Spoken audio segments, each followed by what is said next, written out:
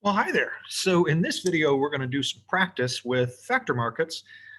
There's more than one. I just didn't number it. So factor markets one. The first thing says that this is just like statements, and then it's change in supply, change in demand, or no shift. And an important note is that this is of the factor, not of the like underlying product. So that's an important like note because we're in the factor markets unit. Okay, so this says new demand for the product, right? So again, we're not asking about that because that just tells you has increased the price of the product. So is this going to change factor demand? Is it going to change the demand or the supply of the factor or not shift? And remember from the last video that we talked about that factor demand really depends on the productivity of the factor and the price of the factor's product, like what they produce. So if you can produce something, if you make a lot of it and you produce something that's very, very valuable, then you will be very, very valuable. That's how you'll get rich. Now, in this case, it says the price of the product has gone up. So that's going to increase the demand for the factor that produces it. So we would say change in demand, and we could actually say increase. Second one, people begin to prefer to take more leisure time. So this one should tell you, keying in on the idea that, okay, are people going to be willing to work more or work less? Well, they're going to willing to work less. So change in supply, and it's a decrease. My deltas are just kind of turning into circles. Doctors release a study claiming a product is healthy. So if that's the case, then we would say, therefore, the demand for the product, the output would rise. And so therefore, the price would rise. We can kind of make our assumptions here if then style statements. So there's an increase in demand for the product, an increase in the price of the product. And so therefore, there's an increase in demand for the people who produce it.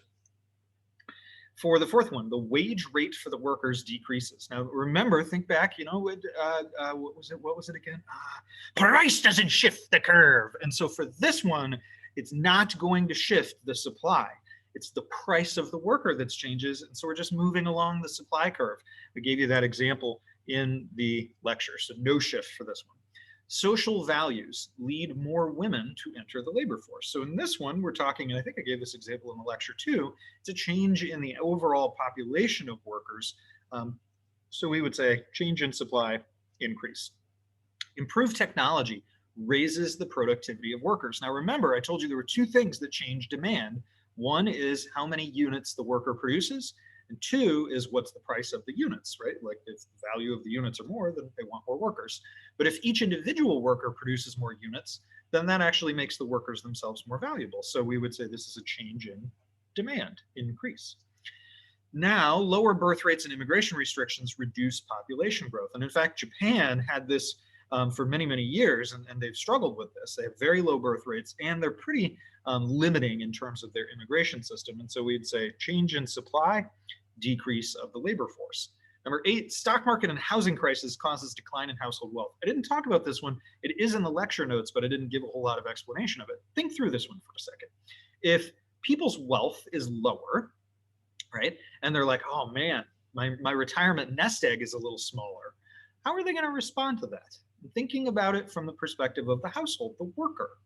What's a worker to do if they don't feel like they've got enough money in their retirement account anymore? Well, they're going to work more. And so we would expect that, like, as basically if people's perceptions of their wealth falls, they'll go, oh, gee, I really need to step it up and work more hours. I'll do some more billable hours if I'm a lawyer, right? Or I'll put in for an extra shift if I'm a minimum wage, shift worker or something. On the other hand, right, if your wealth is really high and you're like, I'm good, I got a big emergency fund, I've got enough saved up, then that actually allows you to decrease the amount of quantity of labor at all the different wages that you would be willing to do, whether it's minimum wage or really high income as a lawyer. So this wealth can affect the supply of labor as well. And in this one, right, it's a change in supply. If your wealth is declining, you're going to be like, oh, I got to work to get my money back up, right? So it would cause an increase. Okay. These next ones are about the idea of what's the right combination, right? Remember we did that problem where it was like MP divided by the wage, MP divided by the rent. That's what these next couple are about. So the first one says, suppose the cost of capital for a firm for one day is $300 a unit, and that workers are paid $200 a day. If the marginal product of the last worker is $1,200 or $1,200, excuse me, and the marginal product of the last unit of capital is $800, is it realizing its cost minimizing output? And so cost minimizing output combination or input combinations. Actually, that should say input combination.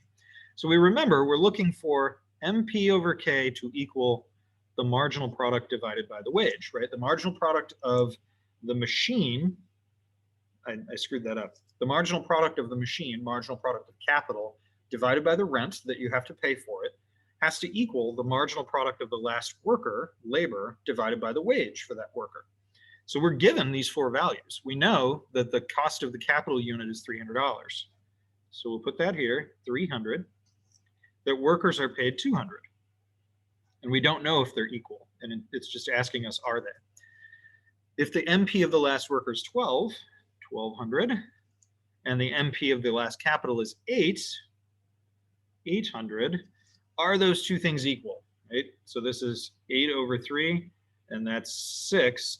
Those are not equal, so no.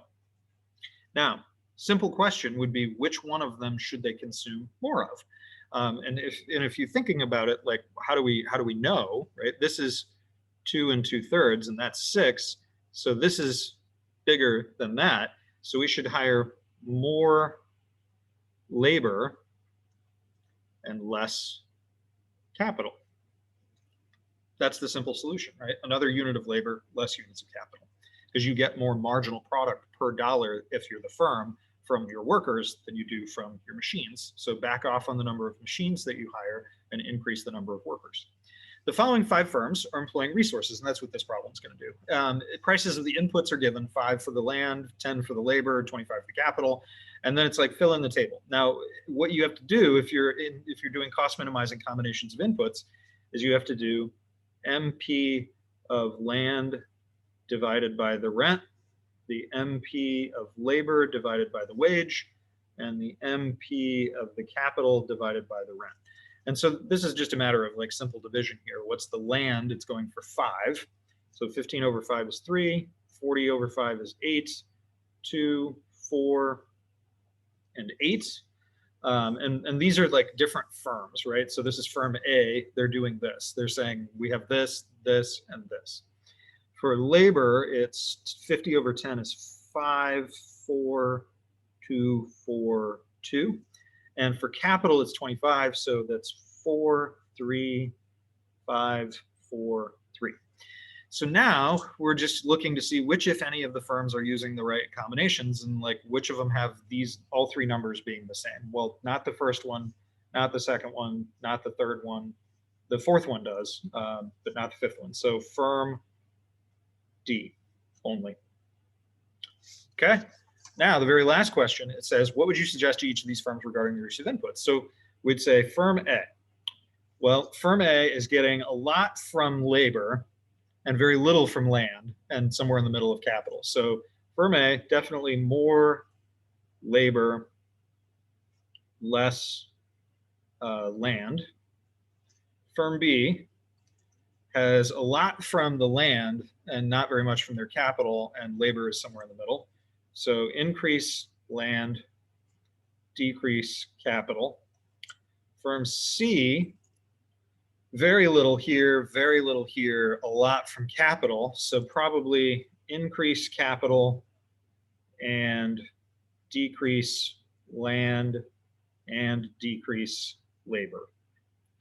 Firm E, we already established, is right where it's supposed to be, or firm D is, so we're going to skip them. Firm E gets a lot from land, very little from labor, and capital somewhere in the middle, so they should increase land, decrease labor. Okay, that's all you got to do. See you next time.